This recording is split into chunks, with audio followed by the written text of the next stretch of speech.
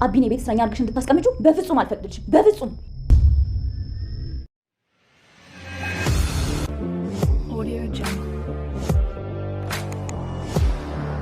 አብርሃምን ዲና በድጋሚ ያታለለችው። አብርሃም የእውነት የተረገዘለት ሁለተኛ ልጅ ሊወለድ መስሎት እጅግ በጣም ደስ ብሎት ደስታ ወደር አጥቷል። በዚህም የተነሳ የደስታውን ቀን በማስመልከት ሚስቱን ሰርፕራይዝ አድርጎ እሱም ደግሞ ይህን ቀን ያልጠጣው ይህን ቀን ያልተዝናናው መች ልጠጣ ነው ብሎ ፏፍንትሽ ብትን ብሎ ሰክሮ ወደ ቤት መጥቷል ማለት ነው። ሰክሮ በመጣ ጊዜ እንግዲህ ሰርፕራይዝ አድርጓቸዋል። አብርሃም እንኳን ደስ አላችሁ፣ ሁለተኛ ልጅ ሊወለድልኝ ነው፣ ለሳቤላ እህት ወይም ወንድም ልታገኝ ነው፣ ዲና ረገዘች፣ ዲና እርግዛልኛለች እያለ ነው። ማርኮን ሚስቱ ከአብርሃም ጋር እንደዛ ስትሆን ማየት ፏፍንትሽ ብላ ማየቱ እጅግ በጣም አሳዝኖታል። ማርኮን እውነታውን ለመናገር ጫፍ የደረሰ ይመስላል። እየተናነቀው ነበር። ዶክተር ርብቃንም አብርሃምን ሽባ አድርጋ ቤት እንድታስቀምጥላት ትእዛዝ ሰጥቷል። ሰሎሜም እንግዲህ በዚህ ሳምንት የቤቱን ጉዳይ መጨረስ ይኖርብሃል ብላ ከዚህ ሳምንት በላይ ጊዜ አልሰጠህም ብለዋለች።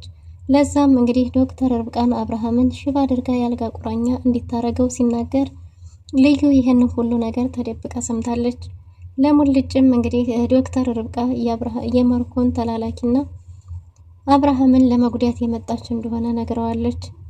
ሙልጭም እንግዲህ እንደምንም ብለን አብርሃምን እንጠብቃለን እያሉ ነው። ልዩ እኔ በህይወት እያለው በጭራሽ እንዲታረቅ አልፈቅድላትም ብላ እየታገለች ነው።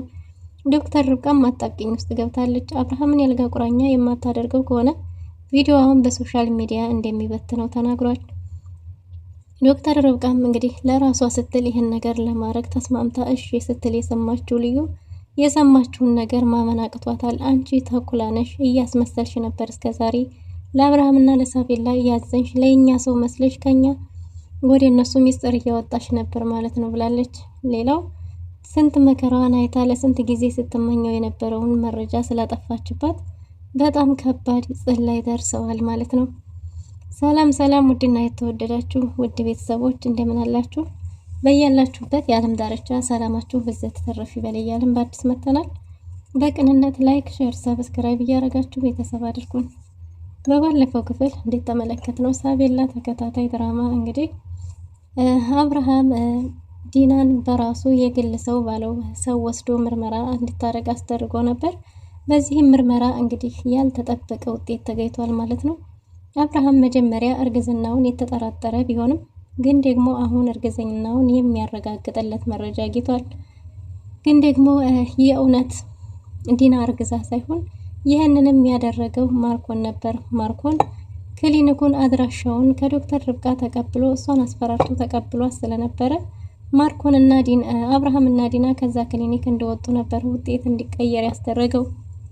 እናም እንግዲህ ዲና አብርሃም እውነቱ ላይ ይደርሳል ብላ የተጨነቀች ቢሆንም ያ ሁሉ ጭንቀቷ ወደ ደስታ ተቀይሯል።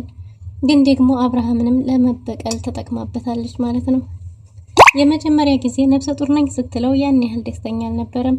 እውነት ነው ብሎም አላመነም ነበር። ሲጀመር እንደዚህ አይነት ግንኙነት ለእርግዝና የሚያበቃ ግንኙነት እኔና አንቺ መቼ ነው ያለን የሚል ውሳኔ ላይ ነበር። ግን ደግሞ ይህን ውሳኔውን የሚያስቀይር ውጤት አሁን ላይ ስለመጣ እውነቱንም ተናግሯል ማለት ነው። አብርሃም እውነትም ጠርጥሬሽ ነበር፣ የእውነት እርግዝና ይፈጠራል ብዬ አላሰብኩም ነበር፣ ለዛም ነው ያስመረመርኩሽ፣ ግን አሁን አረጋግጫለሁ የኔ ወድ እያለ ነው። ዲናም የማልታመንበት ቤት በጭራሽ መኖር አልፈልግም፣ በዛ ላይ ደግሞ በዶክተር ርብቃ የተመረጠ ዶክተር ዘንድ ወስደኸኝ የወሰድከኝ ስላላመንከኝ ነው። የማልታመንበት ቤት የማልወደድበት ቤት ምን አደርጋለሁ ባለች ጊዜ አብርሃምም እባክሽ እኔንና ሳቡን ጥለሽን ልጅን ይዘሽ የትም አትሂጂብኝ ብሎ ለምኗታል። ከብዙ ልመና በኋላ ከዚህ በኋላ እሱ አሁን ያለችውን ብቻ እንዲሁ የሚሆን ቃል ገብቶላት ሰርፕራይዝ ሊያደርጋት ያንን ቀን የደስታቸውን ቀን በማስመልከት ራት ገብዟታል። በዛም ራት ፕሮግራም ላይ አብርሃም የልብ በሽተኛ መጠጥ የሚባል አልኮሎችን የማይጠጣ ቢሆንም ግን ደግሞ ከዚህ ቀን የበለጠ ልዩ ቀን አይኖርም ብሎ የደስታውን ቀን በማስመልከት ወይናቸውን ጎንጨት እያሉ ደስ የሚል ጊዜ አሳልፈዋል ማለት ነው።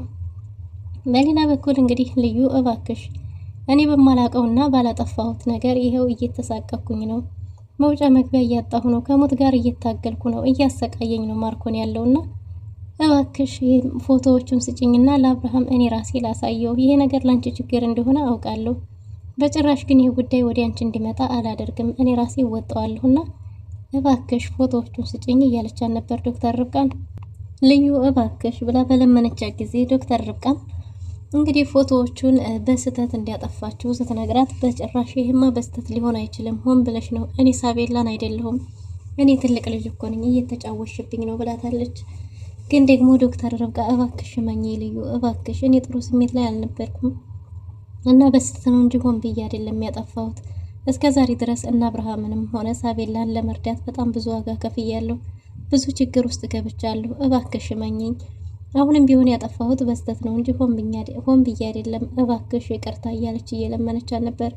ልዩ በጭራሽ ይሄንን ላምንሽ አልችልም፣ እኔ ህፃን ልጅ አይደለሁም፣ ትልቅ ልጅ ነኝ፣ እኔ ማታለል አችም ብላ እጅግ በጣም ተናዳባት ወደ ውስጥ ገብታለች። ክችን ውስጥ ገብታ ስራዋን እየሰራች ባለች ጊዜ ዶክተር ርብቃ ወደዛ ሄደ። ልዩ እንዴት እንደዚህ ታረጊያለሽ? እባክሽ ልዩ ይቅርታ አድርጊልኝ፣ እኔ ሆን ብዬ አይደለም በስተት ነው ያጠፋሁት እያለች እየለመነቻት ነበር። ልዩ ግን በጭራሽ እኔ አላምንሽም ነው ወይስ የነሱ ቡችላ የነሱ ተላላኪ ነሽ? ለነ ማርኮን ነው እንዴ የምትሰሪው? አንቺ ማነሽ? ምንድነሽ? እያለች እየጠየቀቻት ነበር። እንግዲህ ዶክተር ርብቃን እባክሽ ልትላት ብትል በወንጀል በቆሸሸ እጅሽ እንዳትነኪኝ እያለቻት ነበር። እናም እንግዲህ ዶክተር ርብቃ እንደምንም ተለማምጣት ልዩን ይቅርታ እንድታደርግላት አድርጋ ነበር። ልዩም እሺ በቃ ይቅርታ አድርጌልሻለሁ፣ ግን ደግሞ የሰራሽው ስህተት እንዲህ በቀላሉ የሚታመን አይደለም፣ ይህን ለማመን እጅግ በጣም ይከብደኛል ብላለች። እሺ በቃ አሁን ይቅርታ አድርጊልኝ፣ እነዚህን ሰዎች ተያይዘን እናጠፋቸዋለን፣ ተያይዘን እንዳይነሱ አድርገን እንቀብራቸዋለን፣ እመኝኝ እያለች ሳለ ድንገት እንግዲህ ማርኮን ርብቃን እየተጣራ መጥቷል። ወደ ክችን በመጣ ጊዜ ፍቅራችሁ ያስቀናል፣ እጅግ በጣም አምሮባችኋል እያላቸው ነበር እና ልዩም ጸጥ ብላለች። ዶክተር ርብቃም ምን እያረጋችሁ ነው ባለ ጊዜ አይ እንዲህ የሆነ ጉዳይ ነበረን ብላለች። አንዴ ላናግርሽ እፈልጋለሁ ብሏት ነበር። ስለምንድን ነው ልታናገረኝ የምትፈልገው ባለች ጊዜ ወደዚህ ቤት ለምን እንደመጣሽ ረሳሽ ይመስለኛል። እዚህ ቤት የመጣሽው እኮ ለአብርሃምን ለመንከባከብ እና የአብርሃም ዶክተር ሁኜ ነው ብትልም አይ ለሱ ሳይሆን የመጣሽው እዚህ ቤት የመጣሽው እኮ አብርሃምን ለመመረዝ እየመረሽ ቀስ በቀስ ለመግደል ነው የመጣሽው ብሏት ነበር።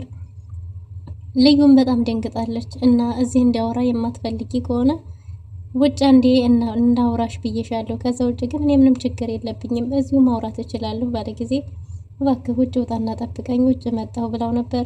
ይህን በመናገሩ እንግዲህ ልዩ የሆነ ስጋት የፈጠረባት ይመስላል። ዶክተር ርብቃም ይሄንን ለማስረዳት እየሞከረች ነው። ሁሉም ነገር እሱን እንደምትሰሚው አይደለም ብላ ለማብራራት እየሞከረች ነበር።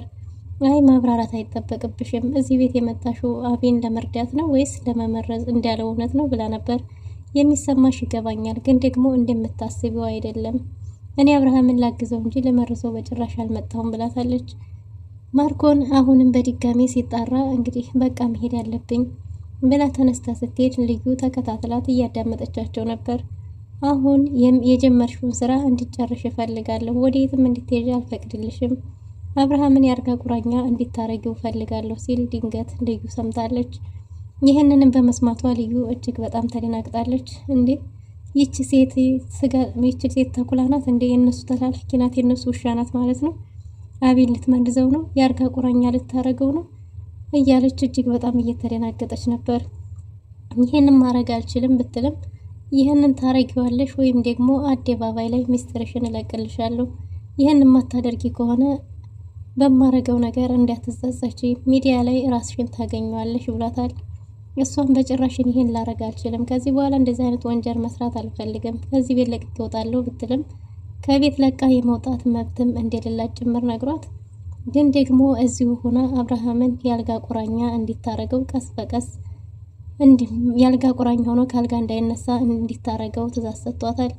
ይህን የማታረጊ ከሆነ ጊዜ የለኝም፣ በዚህ አንድ ሳምንት ውስጥ ይህን ልታረጊ ይፈልጋለሁ፣ ይህንን ካላደረግሽ ግን ሌላውን በእኔ ውሳኔ እንዳትጸጸቺ አሁኑኑ ነው የምለቀው ባላት ጊዜ እሺ ብላ በሀሳቡ ስትስማማ ልዩም እየሰማች ነበር። ልዩ ይህን ነገር ስትሰማ እጅግ በጣም ተደናግጣለች። እየሮጠችም ወደ ሙልጭ መታ ሁሉንም ነገር ነግረዋለች። ፎቶዎቹን እንዲያጠፋቻቸው እንደገናም ደግሞ እዛ ቤት የሄደችው አብርሃምን ለመመረዝና ከዚህ በፊት እንደመረዘችውም ጭምር አሁን ደግሞ ያልጋ ቁራኛ ሊያረጉት እንደሆነም ተናግራለች። ስለዚህ ይህን ነገር አብርሃም እንዲጠነቀቅ ለአብርሃም መናገር አለብን የሚል ውሳኔ ላይ ደርሰዋል ሙልጭና ልዩ። ሙልጭም በቃ እኔ ምንም ቢፈጠር ከጎንሽ ነኝ እኔ ያለሁልሽ እያላት ነው። ግን ደግሞ ግንኙነታችን ስም እንዲኖረው እፈልጋለሁና እኔና አንቺ ምንና ምንን ስለ እኔና አንቺ ማወቅ እፈልጋለሁ። ምንድነው የሚሰማሽ ስሜት ብሏን ነበር። በእርግጥ ላንተ ስሜት ጥሩ ስሜት አለኝ አልጠላህም። ግን ደግሞ አሁን በዚህ ሁኔታ ላይ ሌላ ችግር መክባት አልፈልግም። ሌላ ነገር የማስብበት ጊዜ የለኝም። እባክህ ተረዳኝ ብለዋለች።